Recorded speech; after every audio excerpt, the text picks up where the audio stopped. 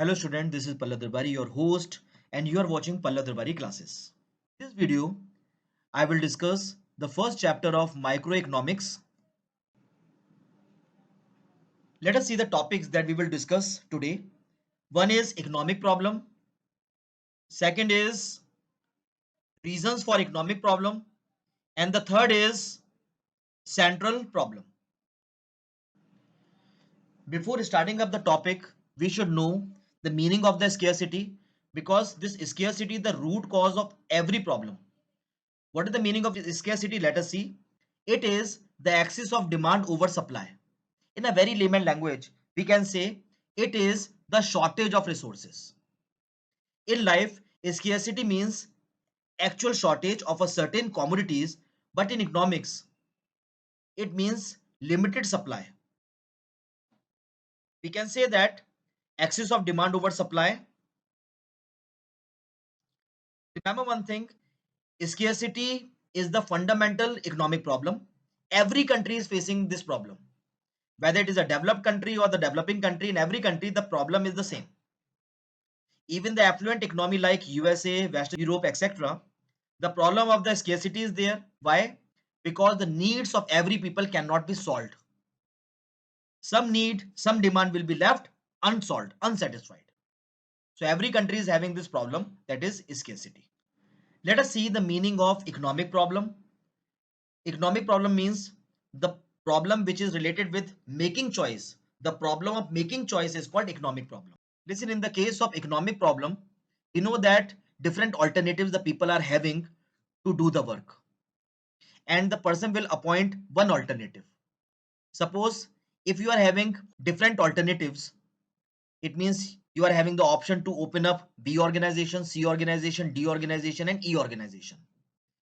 Whatever the money you people are having, definitely you invest in one of the organization.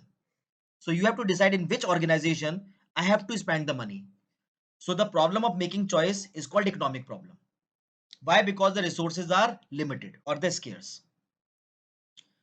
The question is, why does economic problem arise? That's a $1 million question. Let us see. The economic problem arises, number one, because of scarcity of resources. Since the resources available to us is limited, so we have to decide in which organization we have to use the resources, or for the satisfaction of which demand I have to use the given resources. Example, to cater which demand I have to use the money which I am having. This is the first reason, that is scarcity of resources. Because of scarcity, because of shortage economic problem is arising. The second reason is unlimited human wants. Listen, every person is having the unlimited wants. What it means? It means that it is a psychological phenomenon. And remember one thing, if one want satisfied, immediately another pops up. So it is very difficult for every person to satisfy all his demand. Why? Because, and for this we have to make a choice which demand should be satisfied first, which demand should be satisfied later on. I mean, how we can satisfy all our demands. So every now and then we are making a choice. Next is resources can be put to alternative uses.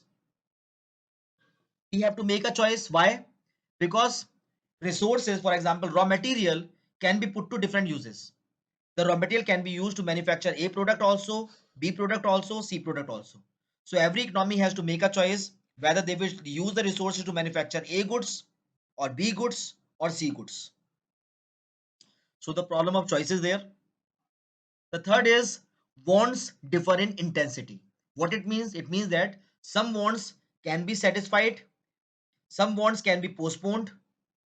So it becomes very difficult for the people because he has to find out which want should be solved immediately and which want can be solved later on. So he has to decide, he has to choose. So the problem of choice is there. Let us see the central problems. Central problem means the problems related with the allocation of resources. Allocation of resources means what? It means how we distribute the resources among different alternatives. Listen, there is a little difference between central problem and economic problem.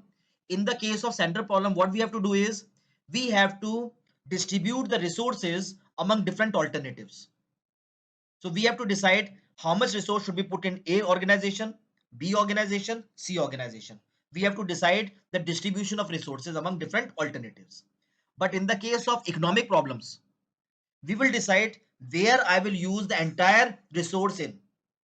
In the case of economic problem, we will decide whether I will use the entire resource in production A, or I will use the entire resource in production B, or production C, or production D. Here the distribution of resources are not going on. So this is the only difference between the economic problem and the center problem. I repeat again, in the case of economic problem, distribution of resources among alternative is not there, but the entire resource should be put in one alternative. So we have to decide in which alternative I have to spend the entire resources. And in the case of center problem, we have to decide how we should distribute the resources among different alternatives. We will decide the percentage of resources to be allotted to every alternative. Let us see the reason behind the economic problems. The reason is the same, that is scarcity of the resources. Let us see how many types of center problem do we have. We are having three types of center problems. One is how to produce, second is for whom to produce, and the other one is what to produce and in what quantity. How to produce means we will decide whether we should use the labor intensive technique or the capital intensive technique to do the production. What to produce and in what quantity, here we have to decide whether we should go for production A or production B. After deciding the goods, we have to decide in what quantity I have to manufacture that selected goods. For whom to produce, it has dual aspect. It means firstly we have to decide how we'll manufacture the goods for the society, and after selecting it, after manufacturing it, we have to decide how we will distribute the earning among the factors of production. So for whom to produce has two aspects, that is functional distribution and the personal distribution. We will discuss all these things in detail later on. Listen, the first center problem is what to produce and in what quantity. This problem is also called problem of resource allocation. It is related with the selection of goods. It means here we have to decide whether we should go for A goods or B goods. Take the example. Here we have to decide whether we should go for consumer goods or producer goods. Consumer goods means the goods needed by the consumer for direct consumption, and the producer goods means the goods purchased by the producer for further production. So the economy decide whether I should manufacture consumer goods or producer goods. This is just an example only. Problem of choice related with the decision of what to produce, whether I should produce consumer or producer goods. It has twofold decision. Number one, firstly I have to select the goods or service. After selecting it, I have to decide, or one has to decide the quantity in which the good should be manufactured. The factor guiding, or the thing which we have to keep the mind at the time of taking the decision, is technology, cost, profit, demand. It means at the time of deciding whether I should go for the consumer goods or the producer goods, I check the technology. If I am having the available technology to manufacture consumer goods, I don't have the technology to manufacture producer goods, then I only manufacture consumer goods. I can't think of manufacturing producer goods. Why? Because I don't have the technology. Second, cost. Suppose little money is being needed to manufacture consumer goods, then I go for the consumer goods. Profit. If more profit we can earn by manufacture consumer goods, then I go for the consumer. Or suppose if more profit I can earn by manufacturing capital goods, then I go for the capital goods. The next guiding factor is demand. If the demand for the capital good is more, then we opt the capital goods option, and so on. Let us see the second center problem, that is how to produce. This is also called the problem of choice of techniques of production. There are two techniques of production. One is labor intensive and the other one is capital intensive. In the case of capital intensive, the production is being done by the use of available labor. But in the case of capital intensive, what we do is firstly we develop the capital base in the organization, and then we use the capital base to manufacture the goods. So every economy has to decide whether they should go for labor or the capital intensive. Remember one thing, if we are having the abundance of labor, we should go for the labor intensive. Why? Because the production cost might be less. And if we are having a good infrastructure base, then we should go for the capital intensive.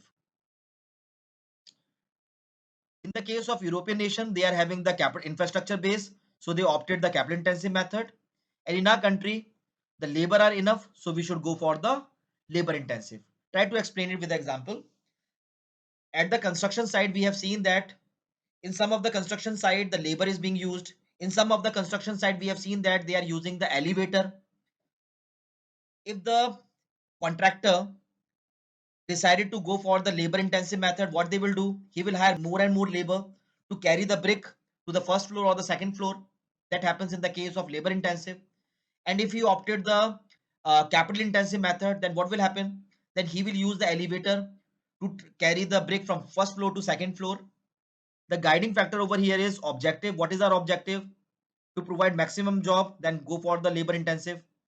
To earn maximum profit, then go for the capital intensive. Available of the technology is also needed. If we don't have the modern technology, then obviously we have to go for labor intensive. We can't think of capital intensive. Why? Because I don't have the technological soundness. The next center problem is for whom to produce. As I told you, it is also called the distribution of national income among the factors of production. Don't be confused by the name itself. Very, very important. Most of the time this question is being asked. Goods and services are produced for the consumers. The producers are not manufacturing the goods and services for themselves. They are manufacturing the goods and services for the consumers. The consumer's capacity to purchase depends upon his income. If the consumer is earning good income, definitely his capacity to purchase will increase. And if the consumer is not earning good income, his capacity to purchase will decrease. So it is important to ensure that the person should get income equal to the contribution. It means according to the contribution, he should get the money. The problem for whom to produce is the problem of determining the wage rate for the labor, rent for the land, interest for the capital, and profit for the entrepreneur.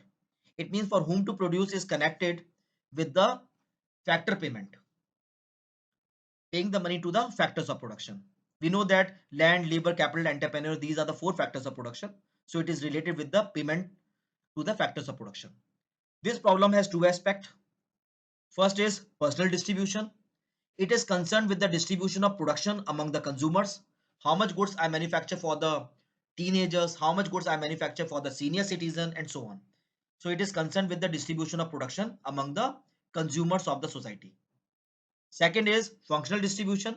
It means how I will distribute the money to the factors of production. At the time of distribution of the money, we should consider the contribution done by the factors of production, and according to the contribution we will distribute the money to the factors of production. The guiding factor over here is distribution of income among income earners or social justice and so on. That's all we have in this video. Thanks for watching. God bless you all. Meet you soon with a new video. Stay home, stay safe.